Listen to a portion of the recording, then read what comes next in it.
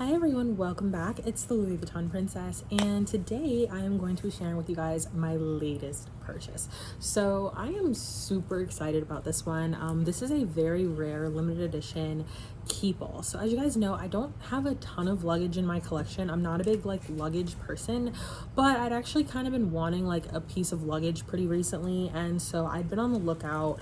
My friend Josh sent me the link to this bag a couple weeks ago, and it was one of those items where I didn't necessarily want to bite the bullet on it, but then at the same time, I was checking every day, every few hours to make sure it was still available. So eventually I just decided to go for it. So I sold my Louis Vuitton multicolor I Miss You, which I also have a video on.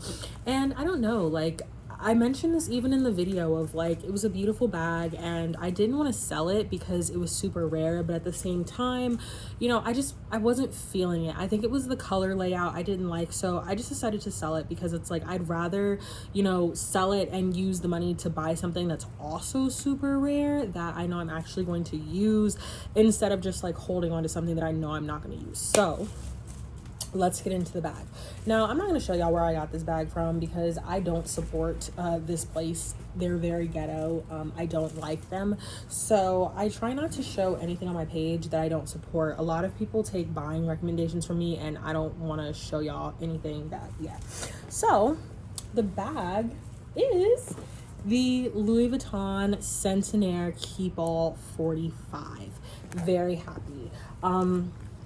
This bag is absolutely gorgeous. I am a huge fan of Louis Vuitton Centenaire, so let's dive into it. So again, I'm not going to tell you guys where I got the bag from, but I feel like I got it for a very good price given how rare it is. This place is so ghetto. Let me tell you just one thing about how ghetto this place is, right? So I knew the bag was going to be delivered today, so I intentionally kind of just sat at home in my living room all day so I could wait for the bag to get here because I didn't want it to just be left out on the porch. So when I buy from anywhere else, they always have signature confirmation where you have to sign for the bag. This place didn't even have signature confirmation. What type of large reseller doesn't have signature confirmation? So the bag had just been unbeknownst to me, been sitting on my porch for half the day, and I didn't have to sign for anything. So anyways, yeah. So I'm not gonna go into where I got it from, but I feel like I got it for a very good price because I don't really like them, and that's also the reason why this is a reveal and not an unboxing, because I absolutely had to run a master authentication first. They authenticate all my bags, and I had to make sure it was legit before I posted it all over the internet, because this place does sell fake bags, and you can probably put two and two together of who I'm talking about because I've ragged on them before, but this was a very rare case. This is the first bag I've ever purchased from them, and I only brought it because it was very cheap for what it was. These are very rare, very hard to come by, and this kind of seemed like a once-in-a-lifetime opportunity. So, Louis Vuitton Centenaire. What a lot of people don't know is that this checkerboard is actually one of Louis Vuitton's original prints. I also shared my Louis Vuitton Rayura's No, which is in the back there, and I have a video of that from a week or so ago. I also shared my Rayura's No, and what a lot of people don't know is that the original Louis Vuitton prints were this checkerboard and stripes.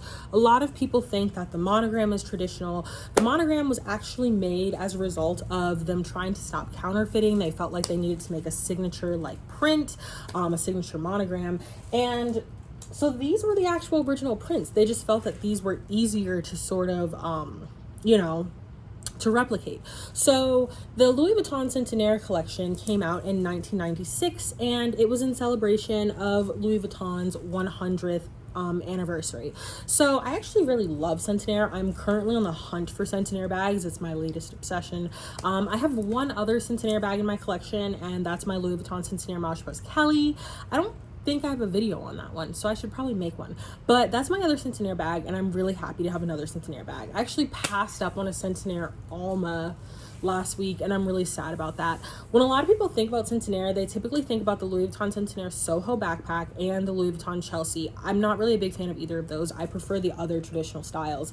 So this is the Keepall 45, but I'm also completely obsessed with the Centenaire Speedies. There's a Centenaire Mini Speedy a friend of mine got really recently. Alma. I love the traditional Centenaire bags. I just think they're so pretty. This is a collection that a lot of people also tend to think is fake because you don't see it like pretty much ever. And I also have heard people ask the question of like, oh, was this a Damier beanbag and you took it in and got it replaced with Vachetta? Will Louis Vuitton do that? No, they won't do that. And no, that's not what this is. This is how the bag was originally made. Now, this bag also threw me off because it also had this weird luggage tag that I've never seen before. And as you can see, the luggage tag is like actually attached with a rivet. You cannot take it off.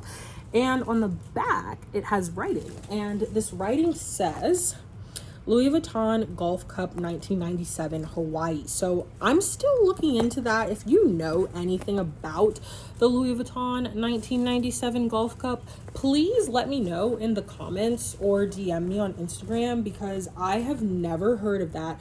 I've never seen that tag before. I've never seen a luggage tag that was like completely attached and didn't come off. That's all completely new to me. So if you have any information about this tag, please let me know. It was kind of weird when I first saw it. You know, again, I brought it from a sketchy place. I was like, oh my God, is this like fake? Like, what is this? I've never seen this before. But I looked up this bag style. There are a few of them on the internet, none for sale, but there are a few that have sold in the past and they all have this tag too. So I feel like maybe it was a thing where like perhaps it was a gift or it was like made available at that event.